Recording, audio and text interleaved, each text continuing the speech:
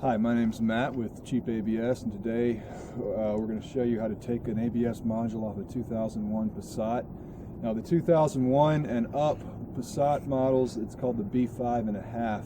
It's a little bit different from the earlier models.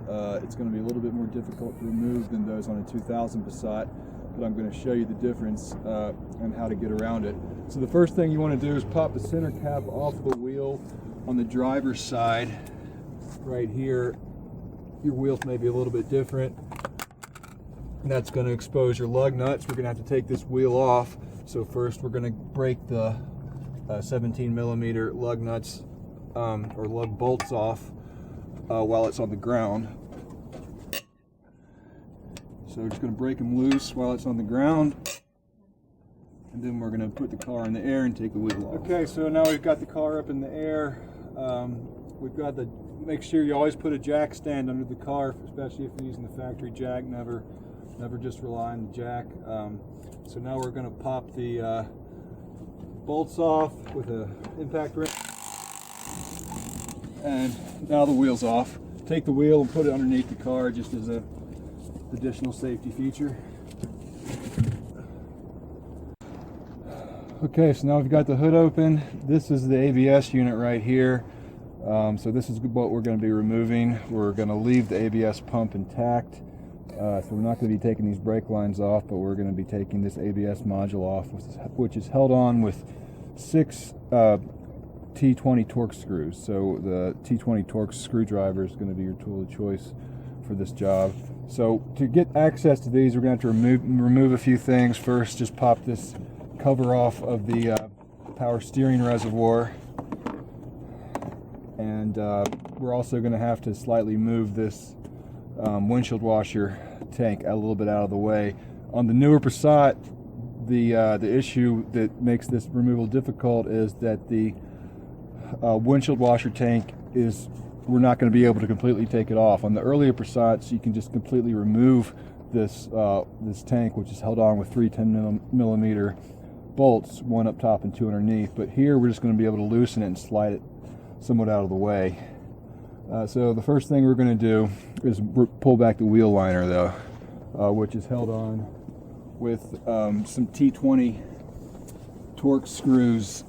We're just going to want to pull it back and put it behind the tie rod right here to give us some room to work. These are the screws that need to come out. They're all up around here. We'll probably take about 5 or 6 of them out. They're T20. So we'll just pop those out and pull the liner back. So now we've pulled the wheel liner back and out of the way and exposed the working room. And you can see in here, up in here, this is the problem that we're going to have with this car, is that there's this metal plate here. It's going to prevent access to some of these screws. And I'm going to show you how to deal with that in just a minute. But first we're going to work on loosening up the windshield washer tank and get that out of the way. Now we're going to want to remove these 2 10 millimeter bolts.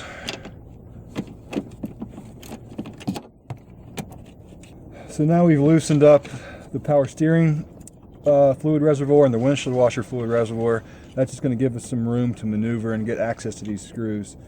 I'm going to walk you through removing these 6 screws. We'll start with the 2 easiest ones. These top ones, T20 Torx bits. The easiest way to do is just get a T20 Torx socket on a 1/4 inch socket wrench and take these off. These are really accessible, so you shouldn't have any problem getting these 2 top screws off. So we remove the top 2 screws. Next step is going to be to remove the middle 2 screws. But first we need to remove this large electrical harness, which you see here on top. It's got a pull tab, and as this comes out, it's going to slide the harness off. So you don't need to pull it up. It's going to come off. It's going to come up and off on its own because it's got a diagonal track.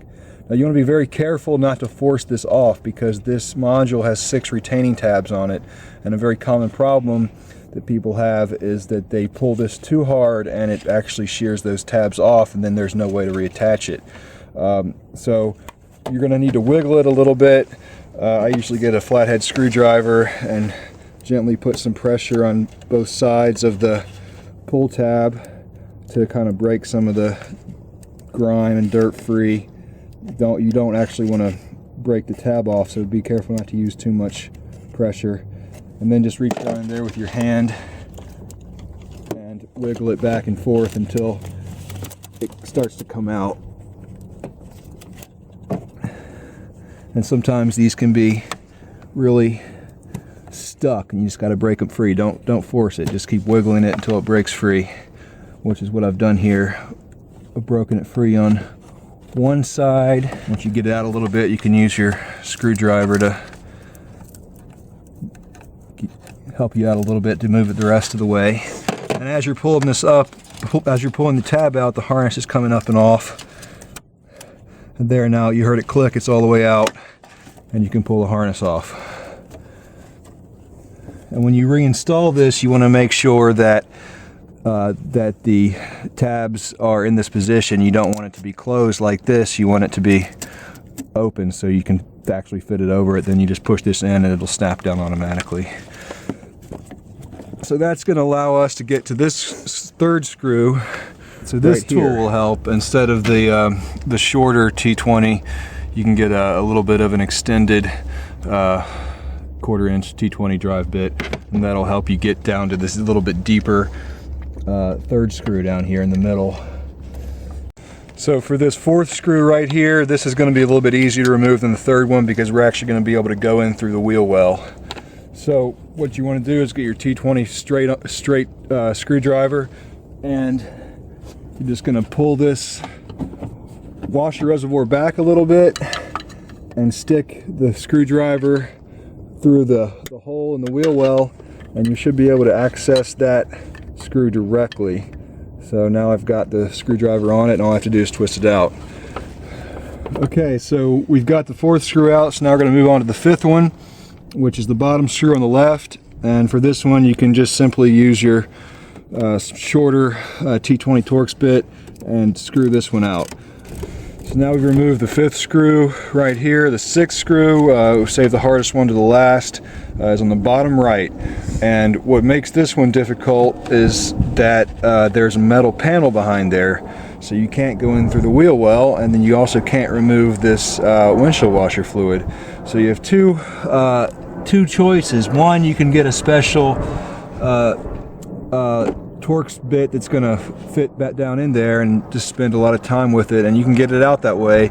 But a lot easier, much easier way of doing this is to actually just drill a hole through this panel so you can put a screwdriver directly on that screw. So I'm going to show you down here.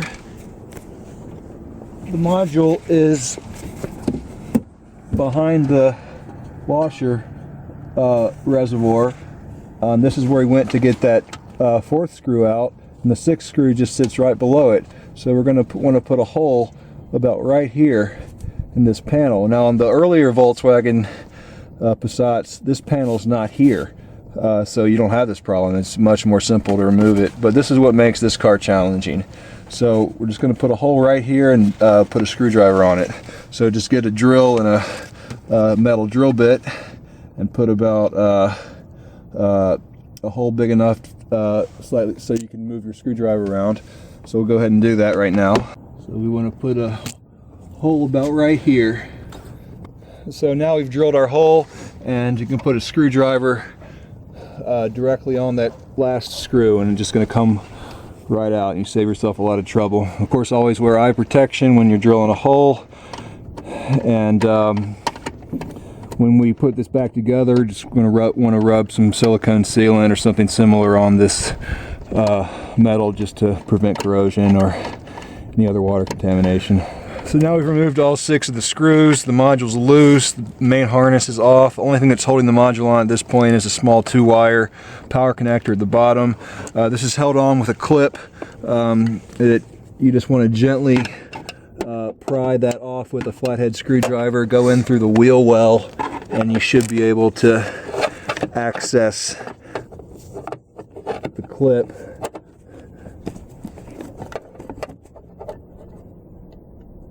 And once you've pulled it back, you can pull the power connector out. It's either going to be an orange or yellow rubber plug around it. And now you can slide the module off, and now it's ready to be sent in for repair, which you can do on our website. Just fill out the order form, and this is the only part that you need to send us. There's no, if your mechanic has already removed the whole unit, you can just unbolt it from it, but this is all we need, and the reinstallation is going to be pretty much the reverse of the removal.